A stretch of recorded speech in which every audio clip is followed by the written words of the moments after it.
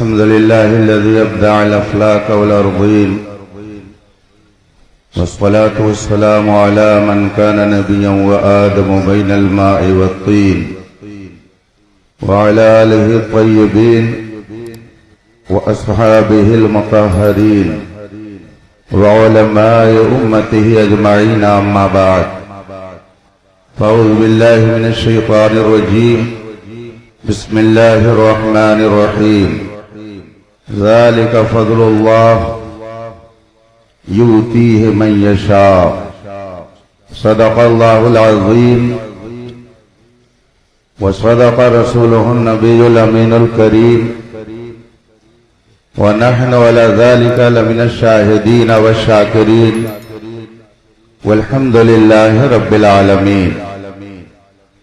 منبر پاک پر جلوہ فگن اساتین ملت، سادات کرام، علماء ذوی الاحترام، طلبہ علوم نبوت، بالخصوص شہزادہ حضور صدر الشریعہ، ممتاز الفقہاء، سلطان الاساتذہ، حضور محدث کبیر دامت برکاتم العالیہ، نائب قاضی القضاة فی الہند، حاضرین باوقار، السلام علیکم ورحمۃ اللہ تعالی وبرکاتہ.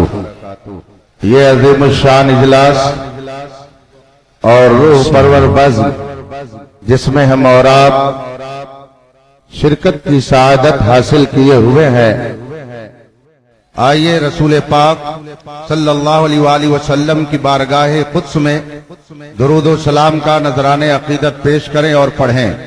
اللہم صلی علی سیدنا و مولانا محمد معدن الجود والکرم و آلہ الکرام اجمعین.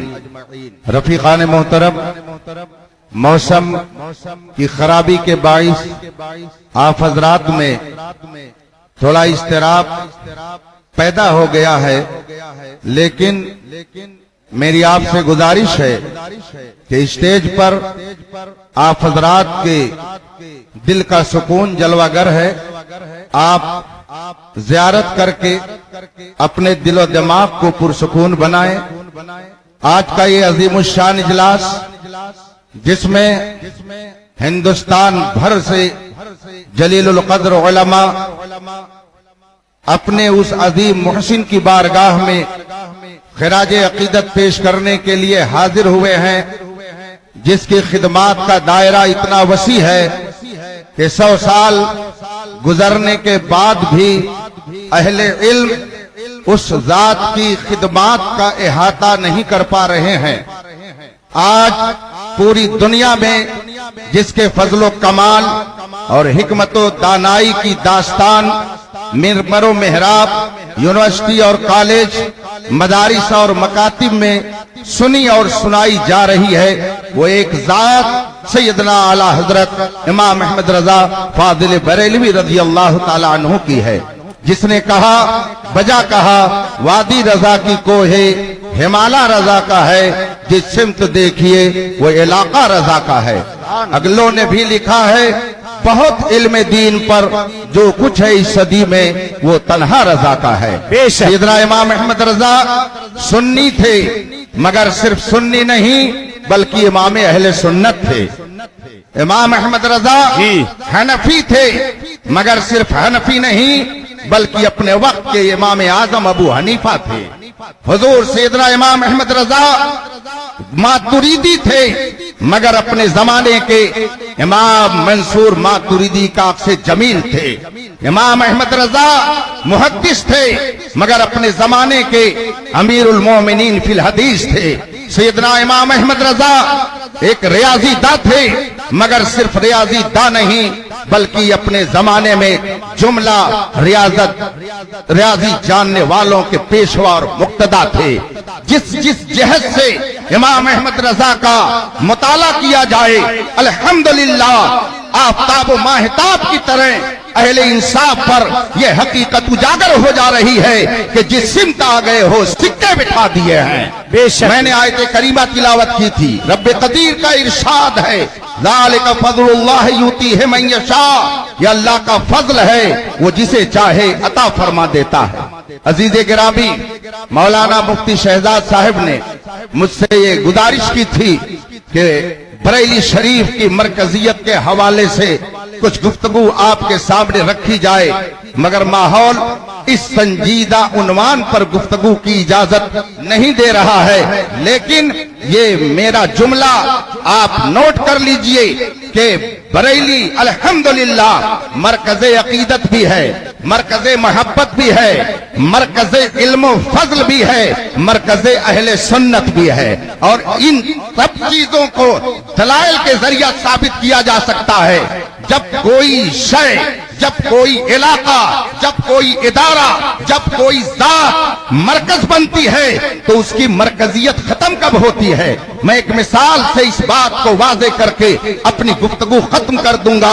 اگر کوئی شہر مرکز بن گیا، سینٹر بن گیا، لوگوں کے دلوں کی دھڑکن بن گیا، اب اگر کسی دشمن نے اٹیک کیا اور اس شہر کو کھنڈر میں تبدیل کر دیا اور جو کام وہاں سے ہو رہا تھا وہ کام بند ہو گیا، تو اب کہا جائے گا اس کی مرکزیت ختم ہو گئی، اس لیے کہ جو کام ہو رہا تھا وہ کام بند ہو گیا، جو کام وہاں سے کیا جا رہا تھا وہ کام اب نہیں ہو رہا ہے، جو پیغام وہاں سے دیا جا رہا تھا وہ پیغام وہاں سے نہیں دیا جا رہا ہے۔ جب یہ کیفیت پیدا ہو جائے تو کہا جائے گا فلاں شہر کی مرکزیت ختم ہو گئی۔ اگر کسی ملک پر دشمن نے اٹیک کر دیا اور دارالسلطنت پر قبضہ کر کے اسے کھنڈر میں تبدیل کر دیا تو اب کہا جائے گا اس کی مرکزیت ختم ہو گئی۔ اگر کوئی عظیم الشان شخصیت نے دینی کارنامے انجام دیے اور دنیا کی نظروں میں وہ باوقار ہو گئے، رب قدیر نے لوگوں کے دلوں میں اس شخصیت کی عظمت، اس کی عقیدت پیوست کر دی تو کہا جائے گا وہ مرکز عقیدت ہو گیا، وہ ذات مرکز عقیدت بن گئی۔ جب تک اس ذات کے ذریعہ حق کا پیغام لوگوں تک پہنچتا رہے گا، لوگ اسے اپنی عقیدت کا مرکز بنائے رہیں گے۔ اور اگر بالفرض وہاں سے علم کا فیضان بھی بٹ رہا تھا، لوگ علمی فیض و برکات بھی لے رہے تھے، مگر جانشینوں نے اب علم کا فیضان روک کر کے اور اپنے کاروبار کا رخ کسی اور طرف کر دیا۔ مثلا جو شخصیت مرکز علم و عقیدت تھی، بعد میں آنے والے اس کے وارثوں نے، اس کے جانشینوں نے اب علمی کام چھوڑ دیا، علمی پیغام پہنچانا چھوڑ دیا، حق بات کو پہنچانا چھوڑ دیا، بلکہ اب اپنے آپ کو اس نے مثال کے طور پر دھاگا بیچنے میں لگا دیا، پٹی بیچنے میں لگا دیا، مسالہ بیچنے میں لگا دیا، چراغ بیچنے میں لگا دیا، اپنے آباء و اجداد کی اس کام کو چھوڑ دیا تو کہا جائے گا کہ مرکزیت وہاں کی ختم ہو گئی، علمی مرکزیت گم ہو گئی۔ لیکن اگر کسی ذات نے، کسی شخصیت نے عظیم کارنامے انجام دیے اور دنیا سے جانے کے بعد اس کے عظیم کارناموں کو اس کے ورثہ نے، اس کے جانشینوں نے سنبھال کر کے رکھا اور قوم کو وہی پیغام دینا شروع کیا، وہی علمی فیضان بانٹنا شروع کیا، تو اس کی مرکزیت ختم نہیں ہوتی ہے۔ میں اس کو اگر تفصیل سے بتاؤں گھنٹوں تک میں آپ کو اس موضوع پر گفتگو سنا سکتا ہوں۔ الحمدللہ امام احمد رضا فاضل بریلوی رضی اللہ تعالیٰ عنہ کے والد گرامی، ان کے والد گرامی، ان کے والد گرامی، ان کے والد گرامی علامہ کاظم، ان کے والد حضرت حافظ محمد اعظم، ان کے بیٹے حافظ محمد کاظم علی، ان کے بیٹے علامہ رضا علی، ان کے بیٹے علامہ نقی علی، ان کے بیٹے سیدنا امام احمد رضا، ان کے شہزادے حضور حجت الاسلام علامہ حامد رضا، ان کے دوسرے برادر محترم سرکار مفتی اعظم ہند، اور پھر ان کے جانشین مفسر اعظم، پھر ان کے جانشین حضور تاج الشریعہ، پھر ان کے جانشین میرے قائد اہل سنت علامہ اسجد رضا قادری قاضی القضات فی الہند۔ اتنا لمبا سلسلہ علم و فضل پر مشتمل ہے، لیکن کچھ لوگ کہتے ہیں بس تین ہی نسل۔ جیسے کسی موقع پر کسی نے کہا تھا کہ 3 طلاق 1، تو ہمارے خطبہ اور مقررین نے مثالیں دے دے کر کے سمجھایا۔ 3 سموسے کی مثال، 1 रुपया देने की मिसाल।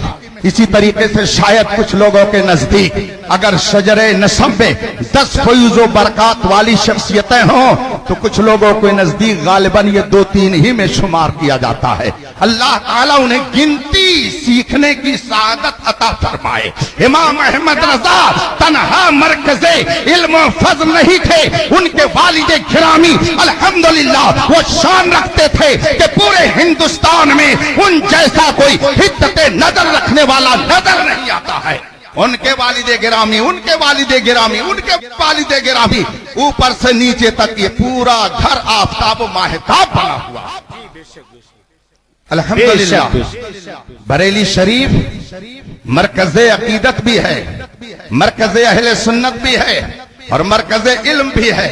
जो इल्मी काम सैयदना आला हजरत इमाम अहमद रजा कुद्दस सिर्रहु ने अंजाम दिया, अल्हम्दुलिल्लाह उनके जानशीनों ने उस अमानत को जाये नहीं किया।